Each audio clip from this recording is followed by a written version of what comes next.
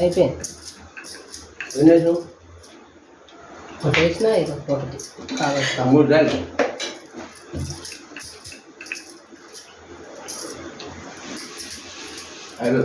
మొత్తం ఏంది?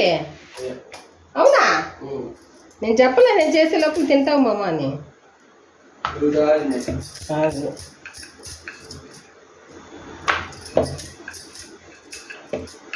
సరిపోయి కడుపు ఉండుతుందా నీకు ఇంతకి? బాగుందా?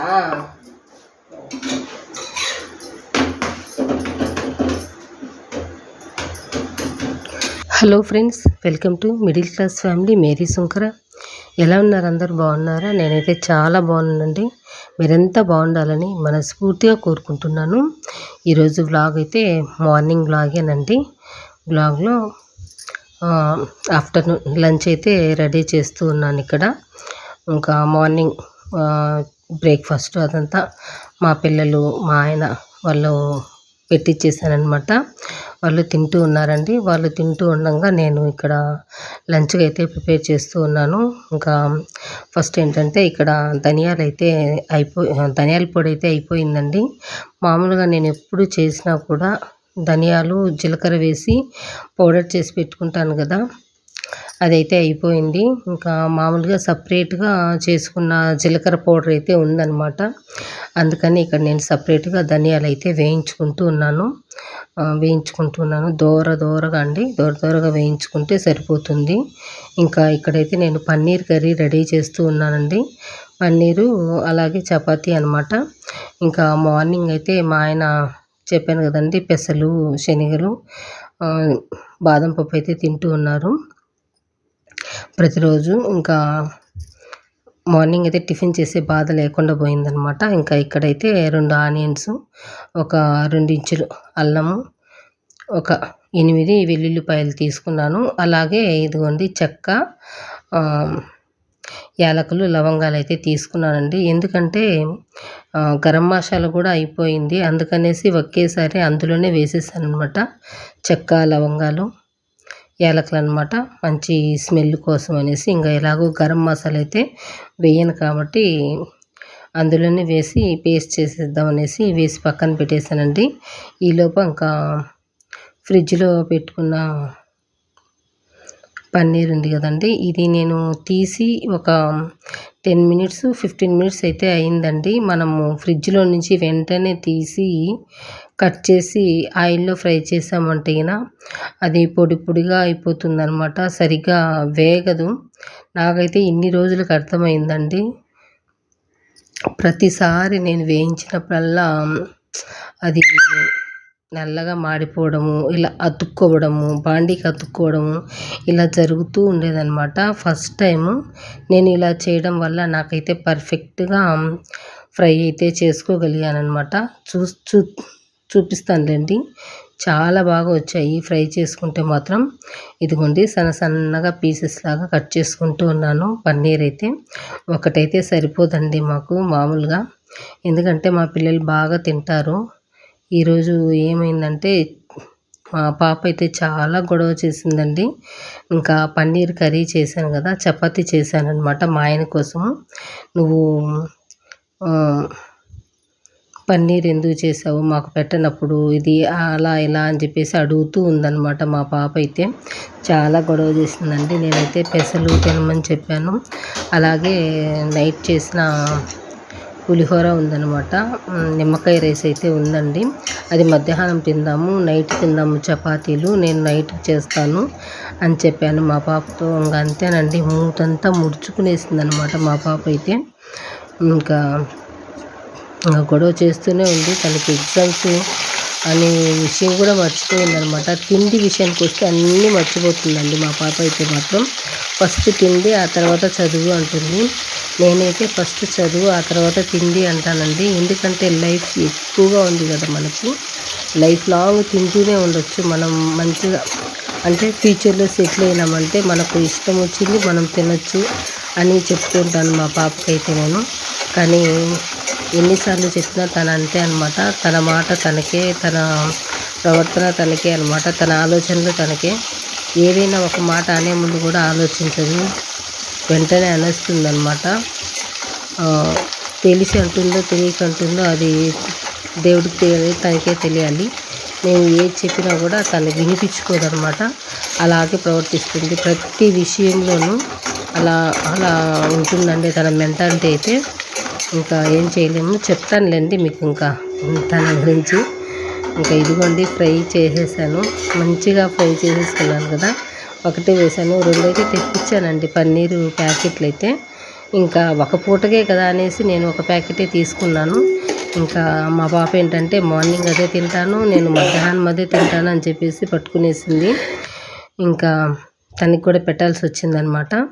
ఇంకా ఇదిగోండి నేనైతే ఇది గ్రైండ్ చేసేసాను. అల్లం వెల్లుల్లి ఇవన్నీ గ్రైండ్ చేసి, ఇది మెదగలేదండి, పెద్దది కదా మిక్సీ, మెదగలేదనేసి ఇంకా ఇదిగోండి టమోటాలు 2 అయితే కట్ చేసుకుంటూ ఉన్నాను. మామూలుగా అయితే నేను సపరేట్గా వేస్తానండి టమోటా ప్యూరీలోనే జీడిపప్పు అవి కట్ చేసుకొని వేసుకుంటానన్నమాట. కానీ ఇక్కడ ఏంటంటే ఇది సరిగ్గా మెదగలేదనేసి ఇంకా నేను వాటర్ పోయకుండా ఇదిగోండి టమోటాలు అయితే ఒకేసారి మిక్సీ పట్టేస్తూ ఉన్నానన్నమాట. ఇందులోనే కొంచెం మనం జీడిపప్పు కూడా యాడ్ చేసుకోవాలండి. నేనైతే ఒక 10-15 వరకు జీడిపప్పులు అయితే యాడ్ చేశానండి. ఇందులో కొబ్బరి అయితే యాడ్ చేయలేదు, ఎండు కొబ్బరి. అది కొంచెం డైజెస్ట్ అవ్వదు కదా, వేసుకుంటే కూడా మంచిదే, మంచి టేస్ట్ వస్తుంది. కానీ ఇవాళ అయితే నేను ఎండు కొబ్బరి అయితే వేయలేదండి. ఆల్రెడీ ఏంటంటే మా ఇంట్లో శనగలు ఇవన్నీ తింటూ ఉన్నారు కదా, మళ్ళీ ఎండు కొబ్బరి వేస్తే అది కొంచెం డైజెస్ట్ అవ్వదేమో అనేసి నేనైతే వేయలేదు అలా ఉద్దేశంతో. కానీ వేసుకుంటే మాత్రం మంచి టేస్ట్ అయితే వస్తుందండి. ఇదిగోండి మంచిగా ఇది మిక్సీ అయితే పట్టుకున్నాను. మనం ఫ్రై చేసుకున్నాం కదా పన్నీర్ ముక్కల్ని ఆయిల్ వేసి, ఆ ఆయిల్లోనే నేను ఇక్కడ పేస్ట్ చేసి వేసేసుకుంటూ ఉన్నానండి. ఫస్ట్ ఆయిల్ అయితే వేసుకున్నాను, ఒక 4 టేబుల్ స్పూన్లు 5 టేబుల్ స్పూన్ వరకు ఆయిల్ వేసుకొని, ఇక్కడ నేనేం చేశానంటే షాజీరా ఒక 1 స్పూన్ తీసుకున్నాను, సోంపు 1 స్పూన్ వేసేసి ఆ తర్వాత బిర్యానీ ఆకు ఒకటి వేసుకున్నానండి. అది వేసి వెంటనే ప్యూరీ అయితే వేసేసాను. ఇక్కడ అల్లం వెల్లుల్లి ఆనియను ఇంకా చెక్క లవంగాలు యాలకులు టమోటా జీడిపప్పు ఇవన్నీ కలిపి పేస్ట్ చేసుకున్నాను కదా, అదంతా వేసేసానండి. వేసేసి ఇదిగోండి కారము పసుపు ఉప్పు కూడా వేసేస్తూ ఉన్నాను. వేసేసి మంచిగా మిక్స్ చేసేసి మనం మూత పెట్టేసి ఒక 2-3 మినిట్స్ మనం ఉడికించుకోవాలండి. పచ్చి వాసన పోయేదాకా ఉడికించుకోవాలన్నమాట. నేను సాల్ట్ కూడా వేసేసాను, కారం అన్నీ మనకి ఇక్కడ పచ్చివే కదండి, పసుపు కారం ఇవి కూడా మనకి ఇందులోనే ఉడికిపోతాయి. మనకు ఆయిల్ పైకి తేలేంత వరకు మనము ఈ ఉడికించుకోవాలి ఈ మిశ్రమాన్ని అంతటిని. ఉడికిన తర్వాత మనం చక్కగా వేయించుకున్నాం కదండి ఈ పన్నీర్ ముక్కల్ని, అవి యాడ్ చేసుకున్నామంటే సరిపోతుంది. మనకు ఆల్మోస్ట్ కర్రీ అయితే రెడీ అయిపోయినట్టండి. చాలా సింపుల్ అనమాట. నేనైతే ఎప్పుడు ఇలాగే చేస్తూ ఉంటానండి, సింపుల్గా చేస్తూ ఉంటాను కర్రీస్ అయితే మాత్రం. అంటే ఎక్కువ హెవీగా పెట్టుకోను, ఏది కూడాను సింపుల్గా చేసుకుంటాను. సామాన్లు కూడా ఎక్కువ పడేలా చేసుకోనన్నమాట. అలా ఉంటుంది. నా పద్ధతులు అయితే ఇలాగే ఉంటాయండి. ఇక్కడ చూసారు కదా పన్నీర్ ముక్కలు అయితే యాడ్ చేసేసాను. ఆ తర్వాత మనకు కావాల్సిన వాటర్ని అయితే ఇందులో వేసేసుకోవాలండి. మీరు కొంచెం వాటర్గా కొంచెం చిక్కగా కావాలంటే చిక్కగా చేసుకోవచ్చు, వాటర్ కావాలంటే వాటర్గా కూడా చేసుకోవచ్చు. నేనేంటంటే ఎప్పుడైనా కూడా ఇంతేనండి, కొంచెం పులుసులాగా ఉండేలా చూసుకుంటానన్నమాట గ్రేవీ అయితే మాత్రం. ఇక్కడ నేనైతే ఒక 2 కప్పుల వరకు వాటర్ అయితే తీసుకున్నానండి. ఎందుకంటే ఇంకా మా పిల్లలు బాగా ఎక్కువగా తింటారు, కనీసం గ్రేవీ అన్నా ఉంటే సరిపోతుందనేసి కొంచెం ఒక 2 కప్స్ అయితే యాడ్ చేసేసి, ధనియాల పొడి ఒక 1 టేబుల్ స్పూన్ వరకు యాడ్ చేశానండి.